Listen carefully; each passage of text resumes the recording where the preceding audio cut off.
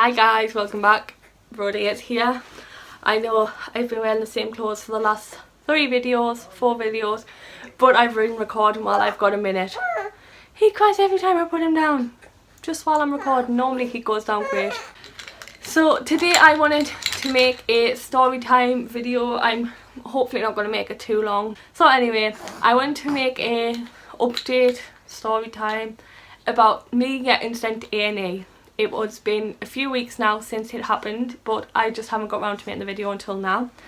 So it was a Monday at 9:30, and I'm not sure if you'd been following my pregnancy journey, but I think I mentioned in one of my bump dates that I had gotten an awful pain where I was thrown up, and it was in my front and back, and I was like crippling over in pain, crying, thrown up, temperature, everything. I'm not sure if you remember that far, but that's what happened anyway. I then continued through pregnancy to get one, say every month.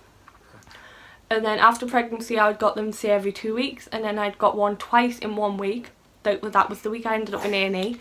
So I rang 111, which is like an emergency advice line. And they'd sent me, like, they said, right, we're sending you to A&E, we are sending an ambulance. I was like, okay. So I rang my mum as quick as I could. This time it would have been midnight. I'd had the pain from 9:30, like at night, and then it was at midnight I'd rang and they'd said, wait, we're sending you to A&E. So I rang my mum. She came within like 5 minutes to watch the boys. Then I got a call back of a doctor, asked more questions, and said, we'll send you an ambulance taxi instead of an ambulance, because at first we thought it was your heart, but now we've went into more detail, we know it's not your heart, so we'll send a taxi. So I was in so much pain, I was just pacing because I couldn't sit down, I couldn't get comfortable, I was thrown up, it was just a mess. So it got to about 1:30 in the morning. Yeah, 1:30, 1:45 in the morning, and still no ambulance, like taxi. It had been like an hour and a half, if not longer, and I was still waiting. So my sister-in-law said, right, ring them back, tell them to cancel it, I am giving you a lift into the A&E. I didn't know she was off work. I thought she was at work until like 1 in the morning. I didn't want to pester her after that. So anyway, she's right, I'm taking you. So she come straight away, took me to A&E. She was waiting outside and everything, bless her.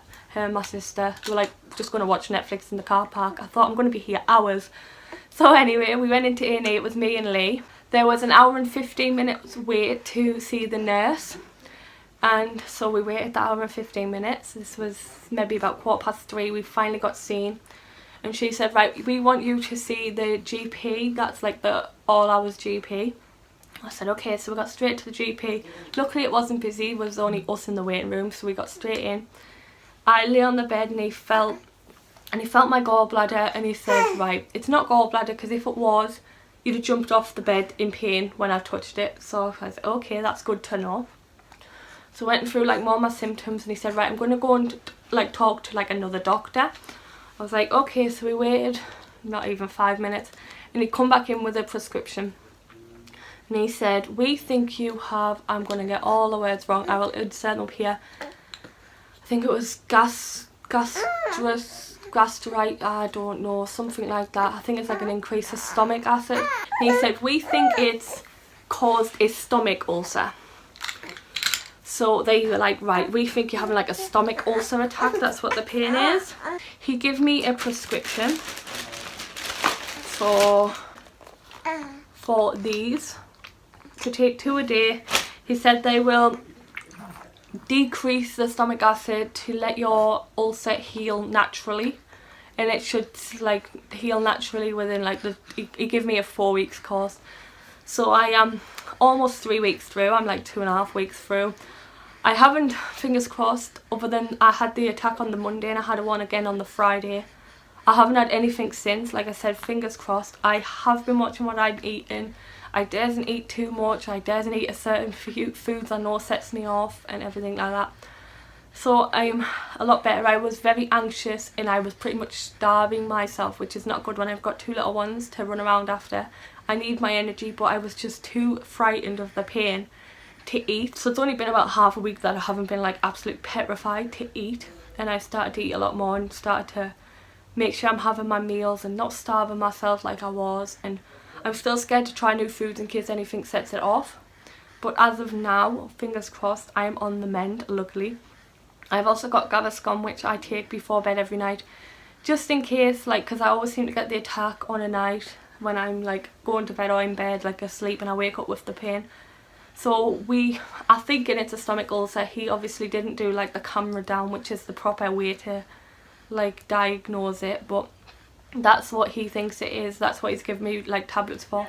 So hopefully, fingers crossed, there will be no more attacks once I finish these tablets, because it is absolutely awful. I've said numerous times to people that know me, I would happily recover from a C-section over and over and over again than put up with that pain. It is that bad.